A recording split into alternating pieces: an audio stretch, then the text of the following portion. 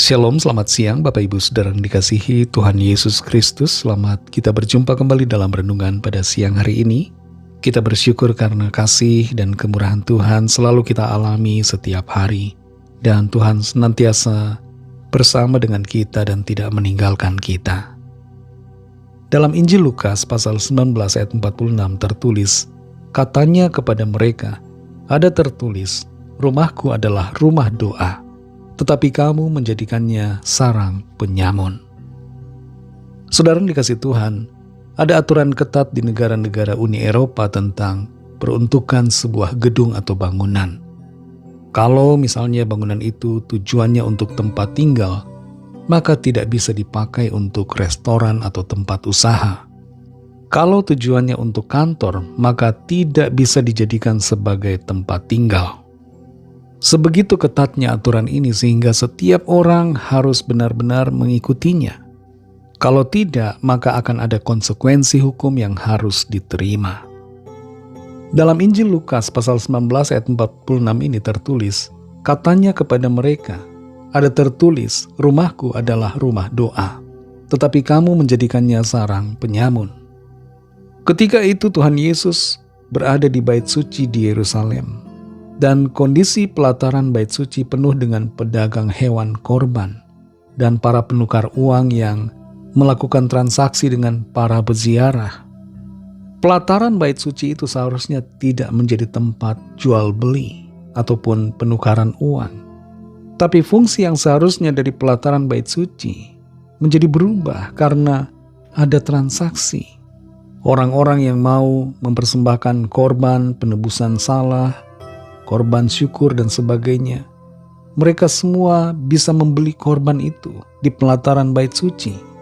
Dan orang-orang yang mau memberikan persembahan bisa langsung menukar uang. Bagaikan money changer ada di situ. Karena orang-orang yang datang ke Yerusalem bukan hanya dari kota-kota di sekitarnya, tapi ada juga dari kota-kota yang jauh. Kondisi yang seperti ini yang terjadi ditegur oleh Tuhan. Tuhan mengatakan rumahku adalah rumah doa, tetapi kamu menjadikannya sarang penyamun. Para imam dan para pemimpin rohani di Yerusalem justru menyetujui adanya transaksi penjualan korban dan juga penukaran uang di sana. Padahal mereka tahu fungsi bait suci itu seharusnya bagaimana. Tuhan Yesus melakukan pembersihan pada waktu itu karena ia tidak tahan melihat hal yang kudus dijadikan sebagai hal yang tidak kudus. Bait suci di mana orang seharusnya sungguh-sungguh beribadah kepada Tuhan malah jadi tempat usaha, bisnis, dan transaksi keuangan. Tuhan Yesus katakan dengan begitu keras dan tajam bahwa bait suci itu telah menjadi sarang penyamun. Berbicara tentang bait suci, saudara, kita semua adalah bait sucinya. Kita semua adalah rumah Tuhan. Dan sebagai rumahnya, adakah kita sudah berfungsi sebagai rumah doa? Dalam 1 Korintus 3 ayat 16 di situ dikatakan, tidak tahukah kamu bahwa kamu adalah bait Allah dan bahwa roh Allah diam di dalam kamu? Bait suci secara fisik berbicara tentang gedung. Tapi bait suci yang sejati adalah saudara dan saya. Kita adalah bait sucinya. Kita adalah rumahnya. Dan sebagai rumah Tuhan, apakah hidup kita menjadi sebuah rumah doa di hadapan Tuhan? Ataukah rumah dan sarang penyamun? Apakah hati kita tertuju kepada Tuhan? Ataukah hati kita menyimpan hal-hal yang tidak berkenan? Saudara yang dikasihi Tuhan, biarlah kehidupan kita sungguh-sungguh menjadi rumah doa di hadapan Tuhan, di mana kita berfokus kepada Tuhan, beribadah kepadanya, dan senantiasa memuliakan Tuhan dalam seluruh hidup kita. Mari kita berdoa. Terima kasih Tuhan Yesus, kami bersyukur untuk firman-Mu yang sudah kami dengar.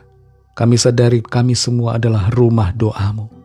Dan sebagai rumah doa, Engkau mau kami bersih dari segala yang jahat, segala dosa dan segala hal yang tidak berkenan.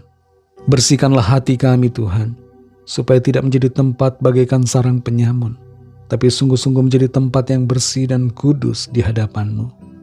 Penuhi hati kami Tuhan dengan roh-Mu, dan layakkan kami selalu di hadapan-Mu. Terima kasih untuk firman-Mu, pimpin kami selalu Roh Kudus, agar hidup kami menyenangkan hati-Mu Tuhan. Dalam nama Tuhan Yesus Kristus kami sudah berdoa dan mengucap syukur. Haleluya. Amin. Puji Tuhan, saudara yang dikasihi Tuhan. Tuhan Yesus memberkati saudara semua. Selamat melanjutkan aktivitas saudara dan sampai jumpa dalam renungan yang berikutnya. Haleluya.